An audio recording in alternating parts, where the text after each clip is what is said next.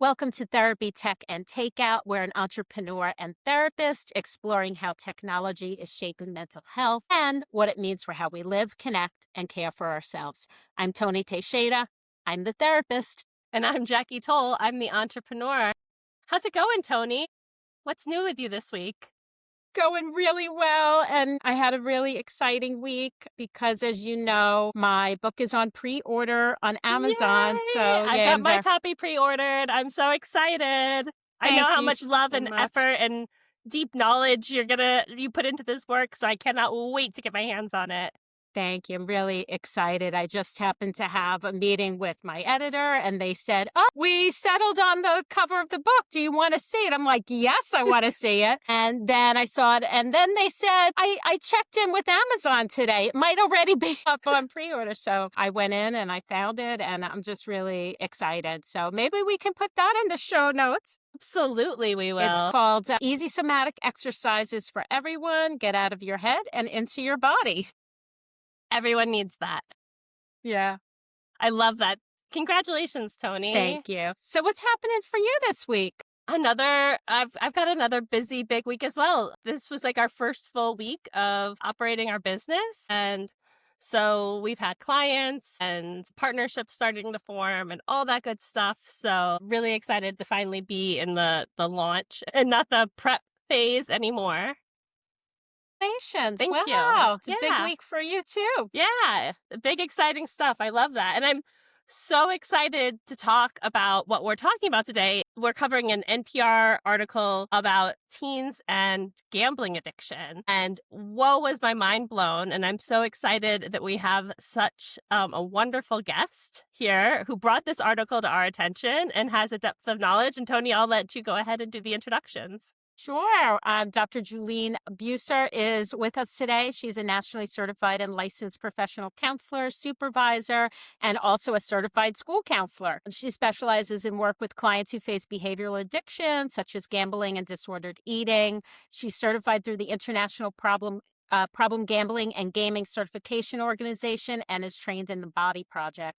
She has 15 years of experience as a faculty member in master's level counseling programs, has served as president of the International Association of Addictions and Offender Counselors, and she's currently a faculty member at TCNJ, the College of New Jersey, yay, New Jersey, and has a private practice called Cardiff Help. Welcome, Julie. Thank you. It's great to be here.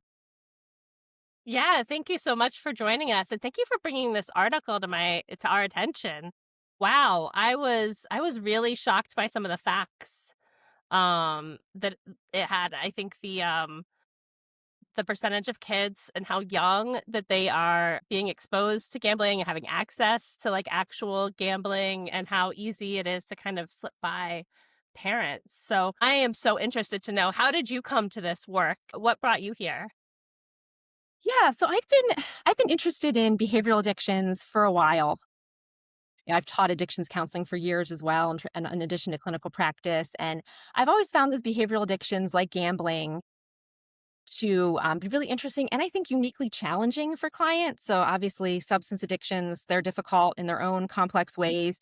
But it seems like there's something about the behavioral addictions. There's a level of social acceptability often around a lot of these behaviors that can make it really hard, I found, for clients to recognize they have a problem, for parents to recognize there might be a problem, and also can make recovery more difficult. Absolutely. I use the example in my class, that if you were talking to your friends, what you did over the weekend or your family, and you mentioned offhand that you use drugs, you tried heroin, you would likely get some reactions, right? You would get, you So okay, fair. you get follow up, what's going on?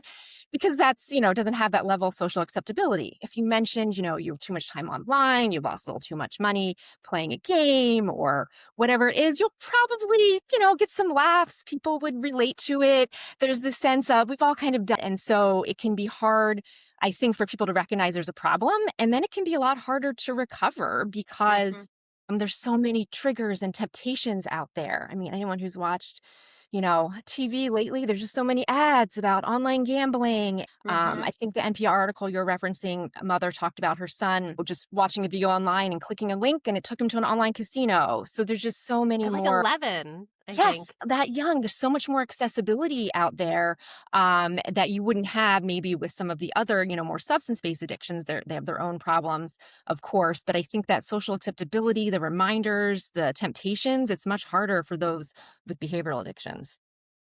The digital world makes it so much easier. As you talk about temptations, it's as easy as picking up your cell phone. And I loved in the article they actually talked about like years ago how hard it would have been. The obstacle to gambling was you'd have to go somewhere and like kind of make that bet with a bookie or go to a horse racetrack or whatever.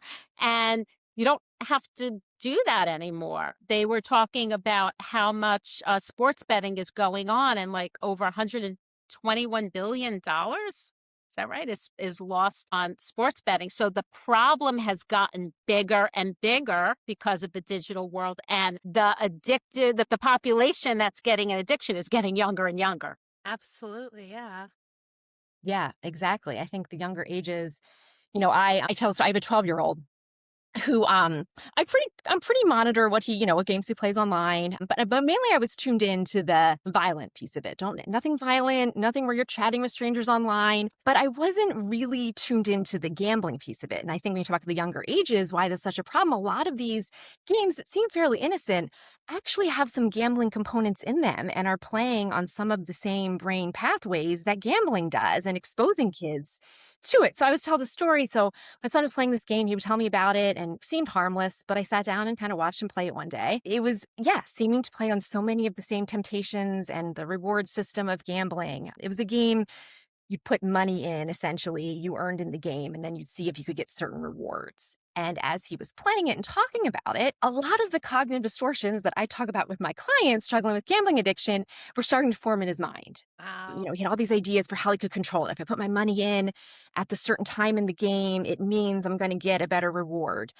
But the game was really stacked against him. He never got the big reward he wanted. And there's a saying in the gambling addiction world, the house always wins, kind of the idea that casinos set it up so that they're always going to have the advantage. But those who struggle with addiction to gambling think they can control it. They think they can beat the house. My son thought he could beat this game.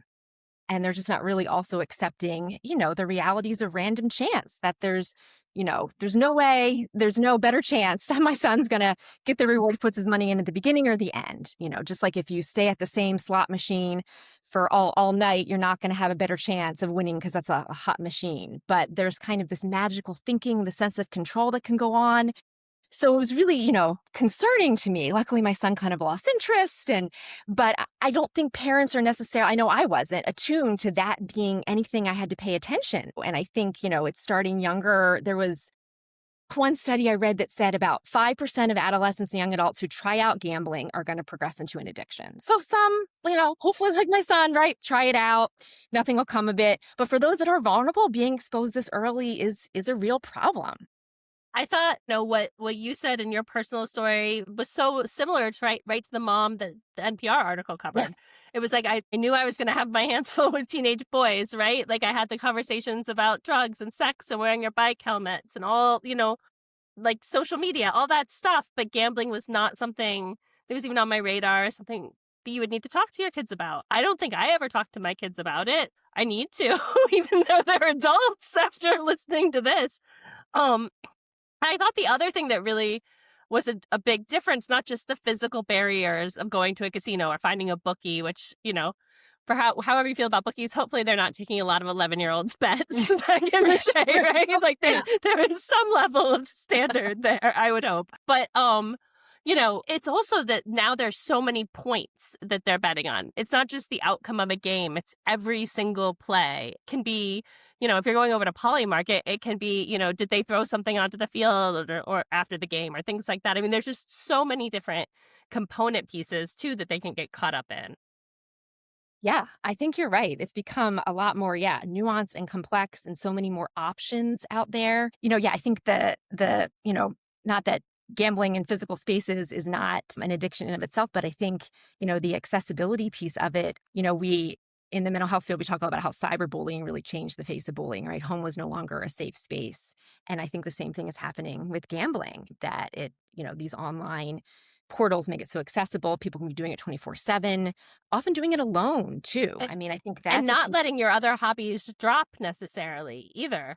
I thought that was a really interesting component. The mom's like, there wasn't even, it's not like he stopped doing all of his sports or his friends or all that stuff was still there. And he had a massive gambling addiction where he was stealing and stuff Till just it got to the point where undetected. he couldn't control it anymore because he had lost so much money or had to kind of up his behavior to get access to more money. So Mhm. it can really go undetected for a pretty long time. The I mom thought said, that I think that was almost half his life half his life. before she found out. Then that really kind of made me take a deep breath and need to ground for a second because I mean that was shocking. I can't imagine how that would feel as a mom to figure that out. So what should parents be looking for? I mean, I think they should, I think one thing is just being aware of it, right? I think that's the piece where, because it is something that can be easily hidden, especially with the online accessibility, to have the conversations with your kids and, sit down and kind of, what game are you playing? If we're very attuned to the dangers of some, violent games, et cetera, online predators and things like that, but there's maybe less awareness of, hey, if my kid happens to be vulnerable to this, which you don't really know if they are or not, so they're exposed, let's keep aware of this and have the conversation. And there are so many great resources out there for people. There's obviously, always a proponent of counseling, but there's a lot of support groups too. Gamblers Anonymous does a really nice job. Gamanon, which is for families. There's even GamFin, which is financial counseling for individuals that struggle with gambling addiction, and it's free in some states. So there's a lot of great and many times free resources individuals can access in terms of that. But I think really just the awareness, being open, as we are with so many things with kids, right? But this might be something that's been flying under the radar and is getting a lot more serious.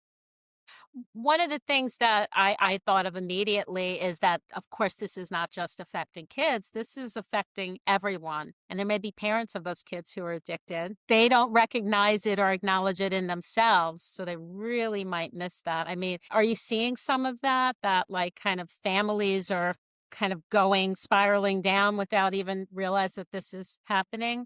Yeah, I think that, that social acceptability piece that, we were talking about, that it is to a point that it's so normalized in our cultural March Madness and the sports betting and the ads. I think a lot of times it has to get really bad until it gets noticed as a problem, unfortunately.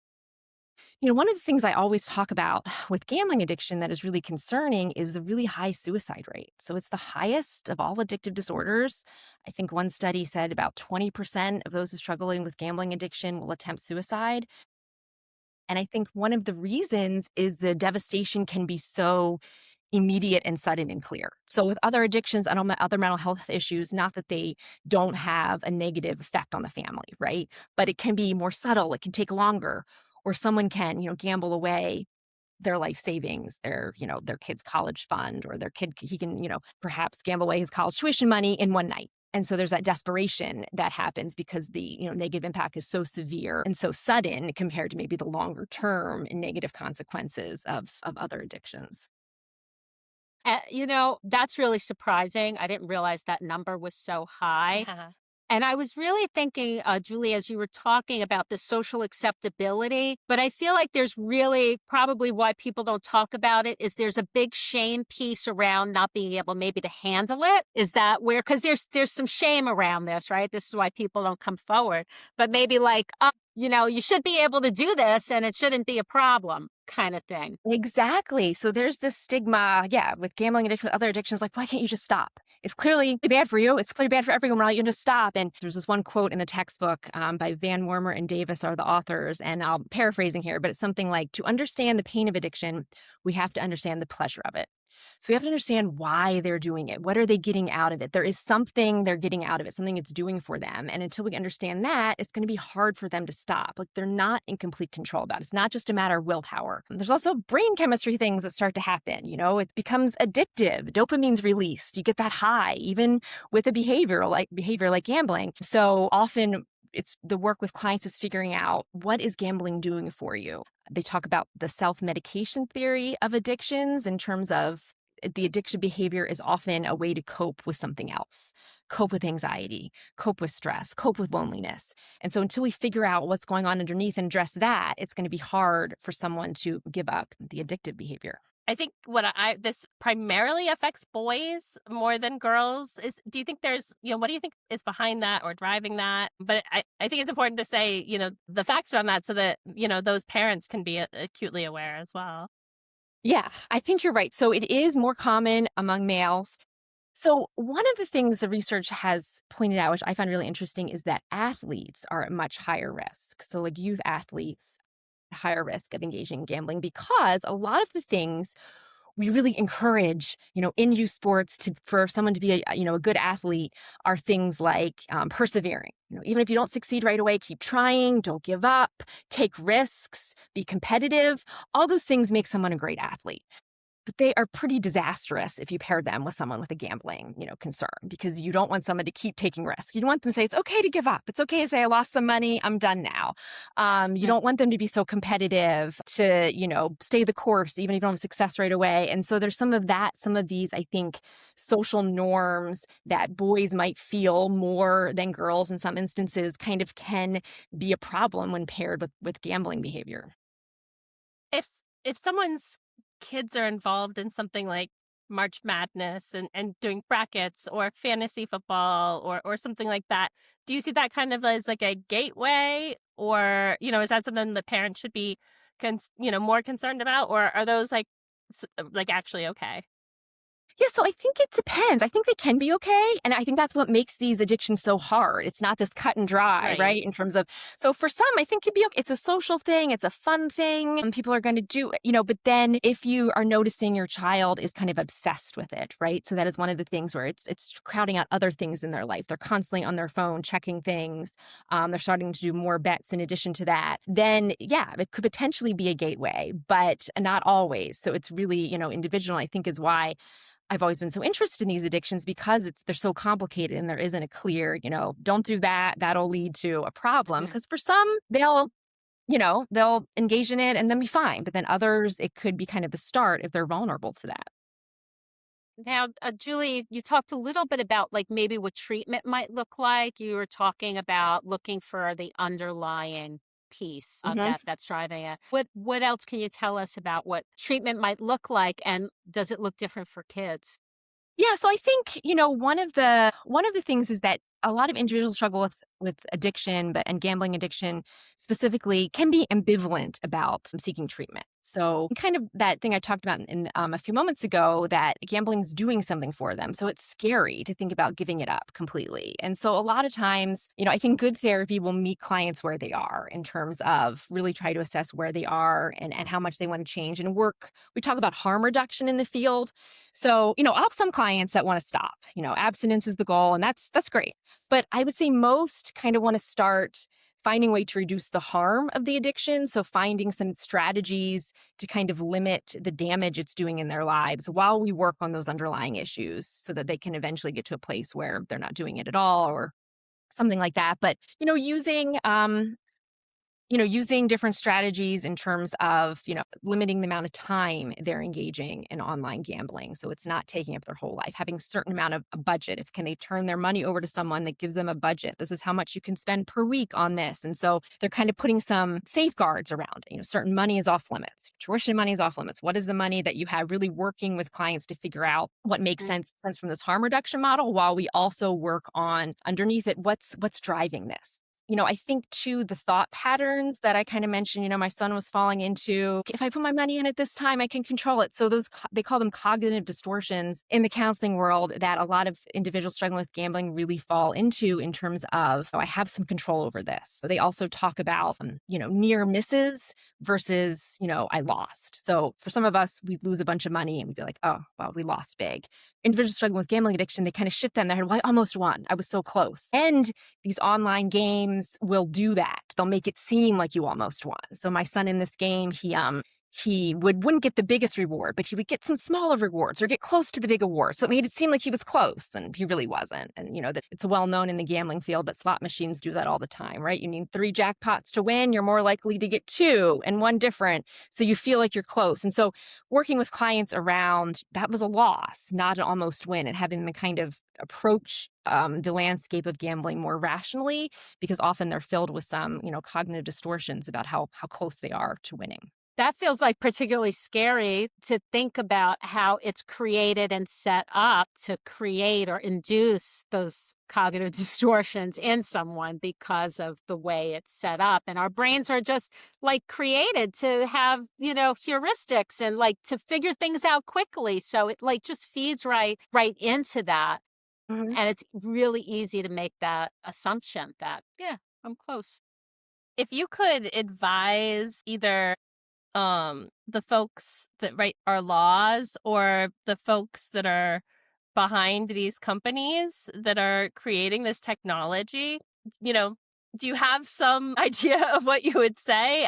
I know we haven't talked about this, but I'm really interested to know, like, what should we be expecting or what should we be pushing for to help Yeah, well, I mean, I think the ubiquitous, accessible nature of online gambling is a real problem. It shouldn't be something you can just like the article. They'll talk about click a link and be sent to an online casino. That shouldn't happen. There shouldn't be ads all over the place all the time. There should be, and you get the little disclaimer on the bottom if you're struggling with addiction, but no one pays attention to that. So I think more education about it and less accessibility. I think too, a lot of these online games that aren't technically gambling, there should be some perhaps more monitoring of that because they are exposing young kids to the same gambling mentality. That we don't have cigarette commercials anymore. Back in the day, they did. I was thinking about when Yeah. you were talking about that, it's like, oh, wow, there's commercials for this stuff all over the place. The article had the kid was watching a YouTube video or something, and there was a link in there that took him to the gambling site. So there are no rules or guide rails around this at all. It is so accessible. Yeah, I mean, I think when you hit the level of social parody where the Daily Show kind of has a recurring joke going on about gambling in one of their sets, that it's like all of the devastations and things, like, I mean, it really is in the zeitgeist, at least, as something that like we should be talking more about, but it seems like nobody is. So like, I think that's why I think this is so interesting, at least for me. What would you advise parents to do to support their kids?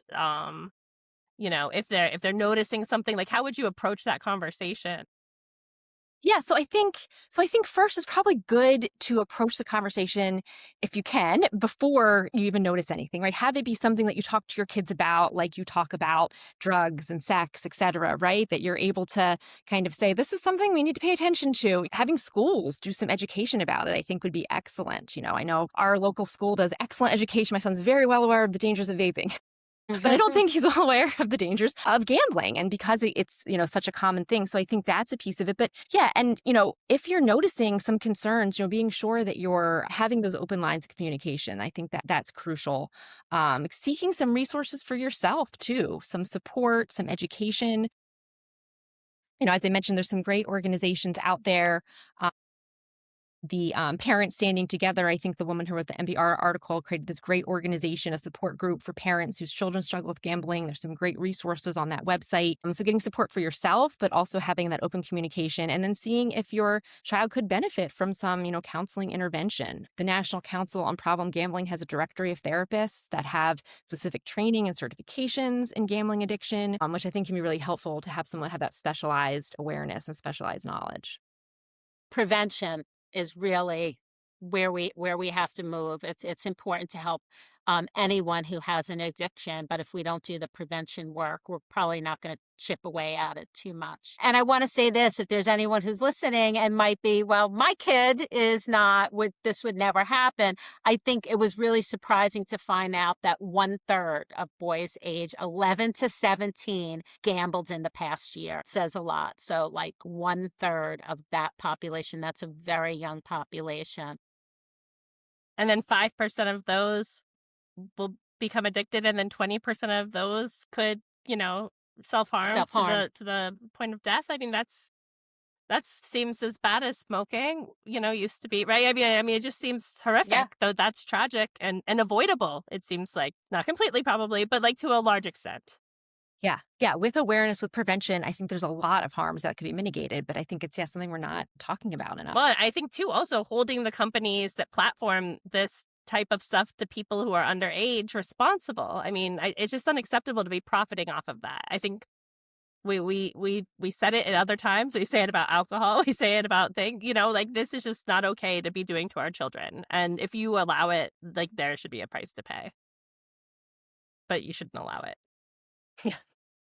No, I find this so interesting and terrifying at the same time. Do you think that are they seeing a familial link to behavioral addiction? I know that Yes. sometimes that can happen with the chemical addiction Yeah. side of things, but So yeah, there is a lot of discussion in terms of that kind of modeling behavior, right? And that seeing, parents do it or older siblings, the, normalization of it, something that, it can be a very fun social thing too, that families might even, do a bracket together for March Madness or do. And so, yeah, there is some discussion around that it can be something that's kind of normalized and promoted in the family. So, I mean, I think that's something to pay attention to as well, that like some adults, may currently have a concern, a problem, and then it's kind of being passed down a bit to the children.